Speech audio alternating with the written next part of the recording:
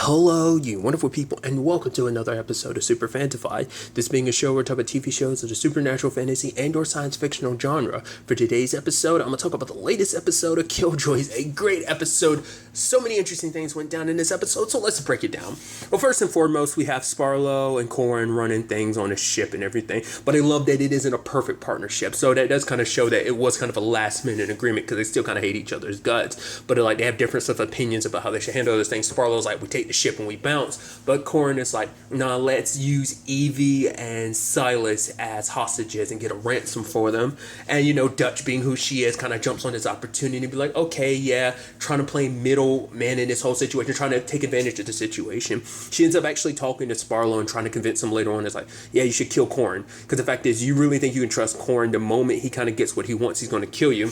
Which, sadly, in the end, he does, which is a shame. I was like, oh, please don't. It's like, oh, Sparrow was kind of a dick because he kind of went behind the crew's back, but it was still kind of sad, because it's like, especially because the whole thing of like, oh, I can't go back to Wesley. It's like, yeah, you can, but, might have had issues, but it's like, you go back, a hero, help us join this fight and stuff like that, but sadly, that won't go down, so... So it's really interesting. Obviously, everything's set up. I also love Dutch kind of lowering her voice, like when she's pretending to be the warden and stuff like that. I love that. I also love the warden's pissed at Johnny, being like, "Yeah, this is kind of all your fault, because this all happened because of what you did." It's like, well, the fact of the matter is, we're here. I'm here kind of saving your ass now, so you should be thankful for that. Also, the whole Nucy situation is like, how'd you sneak her aboard and everything? And it's just like, hey, Warden meet Nucy, Nucy meet Warden. I love that. I love Davin playing babysitter to Evie and Silas, leading. It's like, oh yeah, you're the reason why is because your sister wanted me to kill you. It's like, what? Why would she even do that? She said you were trying to kill her. It's like, what? No, I haven't done that, in a while. Basically saying it's been a while since he tried to kill her. And I love the sibling arguments between them. Even when the opportunity came up, she still was going to kill her brother just because it's like, oh, I need to put you down. But it's kind of interesting because obviously at first, you have Dutch kind of thinking something was up when she made the deal with those people from Crash, and it's like, what the hell is going on? They're so okay with this, but then I thought back to what the warden and Johnny saw was someone setting up a bomb. It's like, wait, what? Oh, right, that's kind of interesting. And it took Silas and Evie kind of figuring it out. Wait a minute, so our uncle wants us dead because, yeah, if you kill me, you take, the reins of the family, but if I, if I eventually get married, then, I can take the reins. But if Uncle kills us both, then he gets to keep all the power in the first place. So it's like Davin being like, see, you should, rather than be fighting each other, you should be joining forces. Because, just the bickering back and forth, because I love it. It's like, what, you've never had a family argument where he's like, I've never tried to kill my brother. He had to pause intentionally. It's like, yeah, to be fair, that wasn't 100% you. You were being controlled. But still, I love that. And I love also the reaction to seeing him and Johnny get reunited. They're like, ah! He's like Johnny was like, here to kiss for daddy, and then Davin picks him up, and Silas is like, would you ever want me to rub your head like that? And she's like, no, stop. I just love that. It's kind of like the terrible sibling situation, and right in front of him is like the perfect sibling situation. Obviously Johnny and Davin have their issues, but they love each other deeply. I mean, they've always kind of been the most important family they have is, each other, We also learned a little bit about the warden, too. She's a little good with, not really tech stuff, but she knows more than you would kind of expect her to. Turns out she was actually a psychiatrist. I thought, and even Johnny being like, oh, that's really interesting. And then she said, oh, do you always want to be a Killjoy? He was like, at first, I was like, wait. Because I obviously later stuff adds context to that, but at first I was like, oh, so does that mean that at some point you, early days, you wanted to be a Killjoy even before the whole, I thought that was him referencing maybe when he was younger, maybe as a kid or a teenager or something like that. But it's like I said, later stuff adds context to that. I'll get to that soon enough. But I really like the conversation between Johnny and Dutch, because it's like he finds out the fact is wait, you were going to leave me? And I love the warden being like, Johnny, maybe it's not the right time to be delving into this. It's like, you know what? I'm going to go deal with the bombs. You two need to figure your shit out. But for him, it's like the fact that she's like, the fact is you've been kind of giving me the cold shoulder, cut me out. It's like, what are you telling me?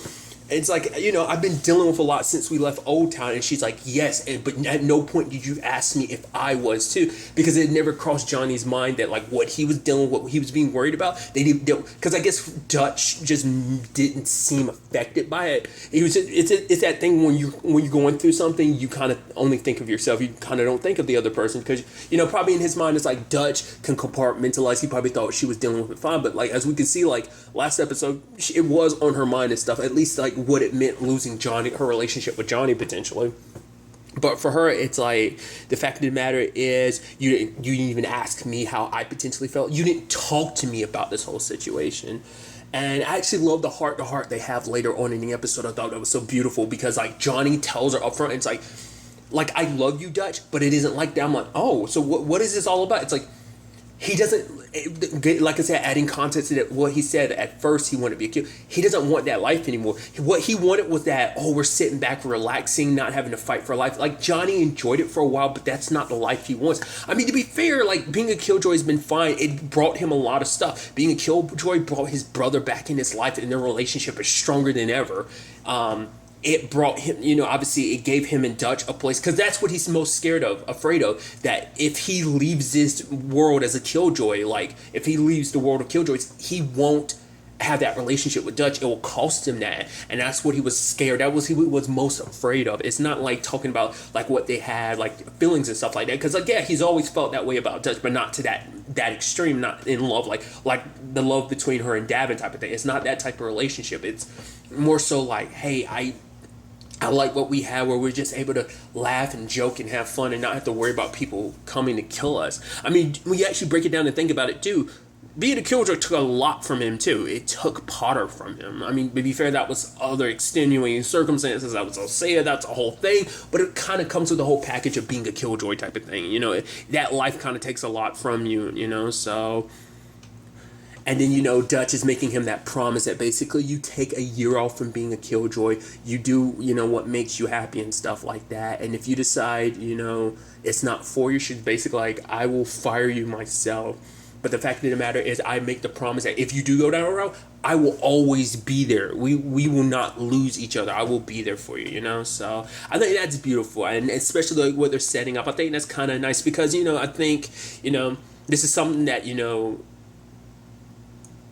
Dutch loves. I think Davin loves it too. Like, the sad thing is they're gonna have to probably find a third wheel, which, to be fair, Zeph's around, so I think we could easily see, like, maybe even, like, Zeph and Fancy might, which, I'll get to Fancy soon enough, like, they might be part of, but I think more so than anything, like, Zeph's an honorary member of Team Awesome Force, so I think, like, yeah, that's definitely going to become a thing going forward, I think. So I think they've already kind of set that up, that if Johnny does leave, Zeph is going to be the new Johnny, because I think she enjoys being a Killjoy, especially kicking it with Davin and Dutch. I think that would be... interesting to see what kind of adventures they would like. Because we already get their dynamic already, but I think we get even more of it. I'm curious, like,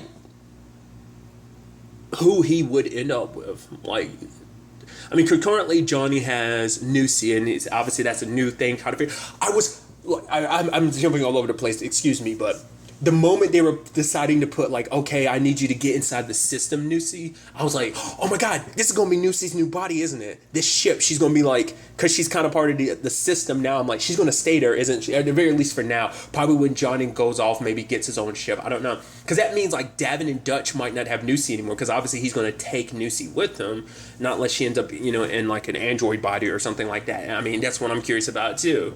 We already know they have that type of relationship and kind of building that back. I'm so curious to see what they do, but for now, she might be in the prison ship. This might be her new body and everything, which the thought of that, I was like, oh, dude, that's so dope. That's kind of an upgrade for Lucy, so I don't know. Well, this is her first time being a part of a ship, because this is Lucy, not Lucy, so I'm so curious to see, like, what ends up happening with that whole situation. That's where my mindset's at on that, so... there's that type of situation going on. So I also love how Corin's story Home Dude ended up killing him, because it was like, yeah, Sparlow was a son of a bitch, but even he didn't deserve to go down like that. So I thought that was kind of neat.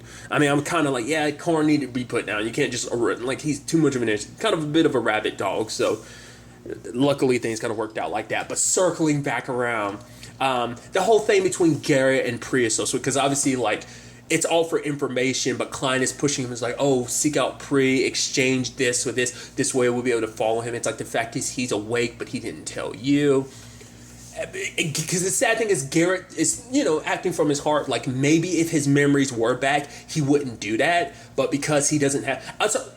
I'm getting way too ahead of myself. I'll stop with what I was about to say. But nevertheless, because his heart's, there and he doesn't have his memories, he's not... Like, he's so concerned about Pri that he's like, all right, Klein's giving us a way out of this whole situation, so I'm going to take it, But the thing I was about to say I thought was kind of interesting is I didn't realize, like, we knew they were close without their memories, but I didn't know they were having an affair. I was like, oh, because the way he was like, oh, so it seems like this isn't like a just random thing. It seemed like it was a pretty casual thing. I was like, oh, that's pretty neat. And Pri was so excited when Garrett was like, yeah, I told Cindy that about us, and he's just like, oh, I thought that was neat. It's like, oh, but you feel so bad because he's like, Garrett has the best of intentions doing what he's doing, but at the same time, it's just, it's heartbreaking, So, I was kind of tying that together. I love the Fancy situation. They bring Fancy there and they wipe his memory. It's like, who? What?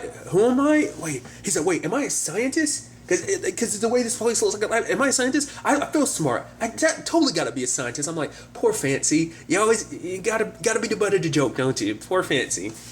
I love it, and it's like, wait, you're a Killjoy? He's like, oh, maybe you be a Kill. Pri was like, oh, maybe you be a Killjoy too. And like, wink, wink, nod, nod. And he's like, oh yeah, I work for a living, son. And then Pri's like, yep, might have messed with his memories, Zeph, but he's still an asshole. You can't. Once again, you always need an asshole. Like, Fancy's motto and mantra of the entire show. But what I also love is, like, the fact is Zeph has the power to wipe people's memories now. I mean, granted, I think that whole point is like spray people so they're kind of a blank slate, then and Jay. But I'm curious to see how she like does that. Like, I guess the whole point is like if anyone kind of gets in your way, you can spray them. They'd be like, oh, who, what, where, what's going on? So I'm gonna be interested to see how Zeph ends up, gathering up that information. Obviously, because they get a message from Johnny and they kind of read it out loud. It's like, oh yeah, and now Klein has that information as well. I also love that he does delete the file because I think he's not trying to let the lady find out too much of what he's up to. They go to the ship because they think, because he thinks Dutch is in trouble, but sadly it's that whole thing of like no one knowing everything that's going on. Klein doesn't know everything that was going on in the ship, and they don't know everything that's going down with their armada, like Klein being there or whatnot, but they fake it and make it seem like the ship blew up. But I was like, what? I was like, what was their plan? And it's like, right, because I forgot they made a point that Johnny found out, like, what, there's camouflage on this ship? It has a cloaking aspect to it?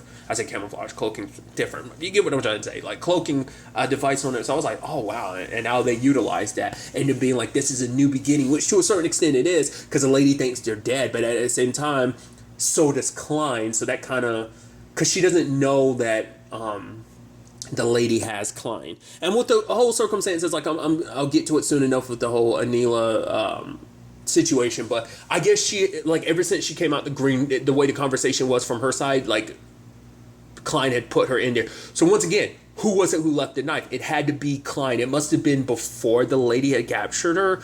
But it's like, when would he have had time? Because it seemed like she immediately had him. But, I mean, maybe that was something set up in advance. Like I said, I feel like someone else has to be awake that he set that in motion for. Not, like I said, not unless that's something Anila did. But it's like, no, he already locked her up. So, like, who did that?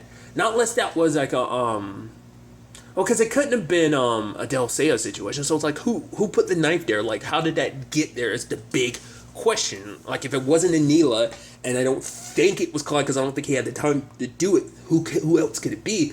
I don't know, man. It gets me pondering. Maybe it was straight up Klein, but it just seems like such a small detail I'm getting hung up on. But I'm like, that just seems like that's important in some shape or form. It seems like it's the smallest detail, but the smallest detail could end up being and having the biggest ripple, because that knife, her getting that blading in that box from Klein, set everything in motion, So it started with Dutch remembering everything, and it set everything in motion, because let's not forget, whoever it was also locked her inside too. So that's a whole thing in itself. But nevertheless, like I said, it sucks that Klein thinks that Dutch is gone, but this all plays into their plan and everything.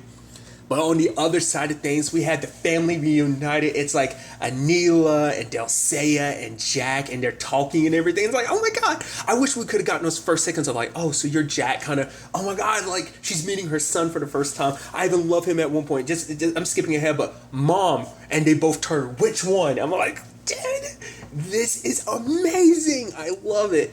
Also love, but obviously it's like, it's like, oh, Anila and Dulcea are together, and it's like, oh, we're gonna be a happy family, and then Anila kisses her, and she's like, wait, you're human, and then Dulcea's like, wait, you're still Holland. It's like, which is crazy, like, how did she manage that? Because it doesn't seem like anyone else is Holland. I mean, granted, we don't know about Klein, because Klein and Anila are in a different situation, because Klein is dead, but this is a Klein from the Green. So maybe he's a little different. I mean, I guess it's kind of like the same way the lady came out of the Green, because we know Klein is dead in this world. So I don't know, but maybe it's also because Anila has a special connection to the Green, so maybe that's why she was able to remain Holland, because Holland outside of that are no longer Holland.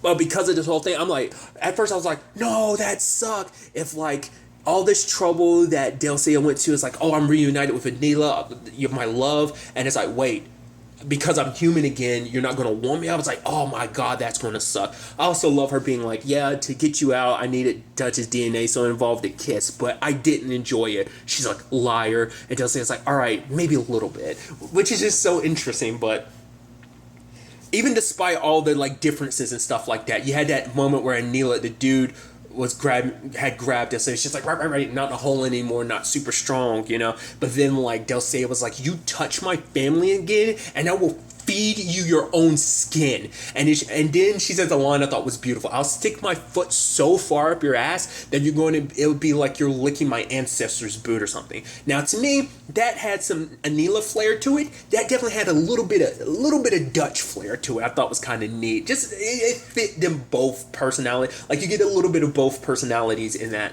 one line. So now it turns to the whole thing of like,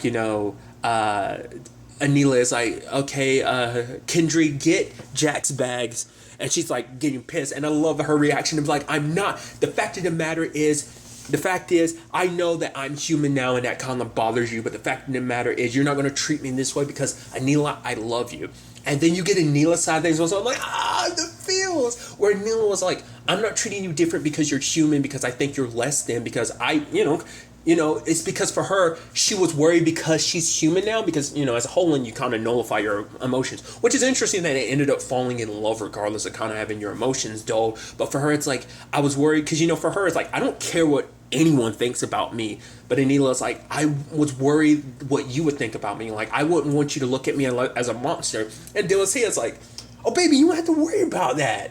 I'm a monster too. You should have seen me. I've always been a terrible human being. And I love that. And it's such a cute line between them, because it's like, right, Dulcea's always kind of being a shitty person. We can all admit that. And so, like, I love it. It's like, oh, babe, you don't have to worry about it. We'll both be villains together. And it's like, oh, let's enjoying our villain and kind of being bad people doing bad things. I love that. It's kind of, because they're borderline anti-heroes. Really, they're only in this situation to kill the lady. After that, they're going to, do their whole thing, probably ruling side by side, being cute and adorable. And I love it. And it's like, oh, I love that, because it's like, oh, you ain't got to worry. I'm not going to change. Like, I might be human again, but I was kind of terrible as a human. Literally, her as a whole was no different from her as a human. She was literally the same person.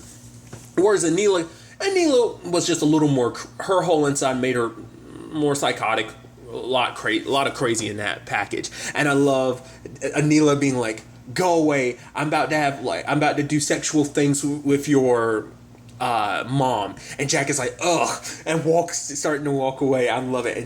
And I love Dulcea being like, we need to work on rein in some of your stuff and kind of, show you kind of like social normalcies when it comes to stuff like that.